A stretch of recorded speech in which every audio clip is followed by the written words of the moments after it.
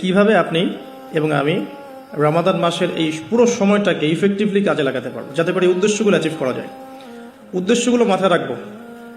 ওই ব্যক্তি হতভাগা যে ব্যক্তি রমাদান মাসকে পেয়েছে কিন্তু গুনাহ মাফ করাতে পারে না, এই হাদিসটা মাথায় রাখবো। আর ফজিলতের হাদিসগুলো মাথায় রাখবো। কিয়ামুল লাইলের ফজিলত, রমাদানের সাওম রাখার ফজিলত, রায়্যান নামক দরজা, জান্নাতের উঁচু মাকাম, আল্লাহর কাছে সুপারিশ করা, এগুলো মাথায় রাখছি। মূল উদ্দেশ্য হচ্ছে ইফেক্টিভলি রমাদানকে কাটানো, যাতে করে তাকওয়া অবলম্বন করা যায়, তাকওয়া অর্জন করা যায়। অনেকেই শুনেছি তাকওয়া, আল্লাহ ভীতি, আল্লাহর নিষেধকৃত বস্তুগুলো থেকে দূরে থাকা, কিন্তু অর্জন করার মাধ্যমগুলো কি, কোন কোন কাজগুলোর মধ্য দিয়ে অর্জন করা যায়, এটা কিন্তু আমরা খুব একটা আলোচনা করি না। আমরা ইফেক্টিভ রমাদানের প্রথম যে কাজটার কথা লিখেছি, আমি নোট করেছি এখানে মোটামুটিভাবে 20টার কথা। তো আমি স্টার্ট করছি এখান থেকে যে ইফেক্টিভ রমাদান শুরু হবে কিন্তু আমাদের আজকে মানে সন্ধ্যার পর থেকে আর কি। আমরা নিশ্চয়ই পশ্চিমা সংস্কৃতির মতো রাত 12টার সময় রাত দিন কাটাই না। আমরা জানি আমাদের রাত এবং দিন শুরু হয় সূর্য ওঠা এবং ডোবার সাথে সম্পৃক্ত। সূর্য ডুবে গেলেই আমরা এখন রমাদানে প্রবেশ করছি।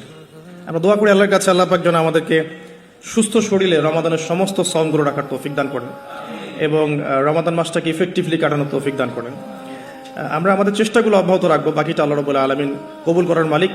আল্লাহ পাক চাইলে অল্প আমলেই নাজাত হয়ে যাবে ইনশাআল্লাহ আযজা ওয়া জাল।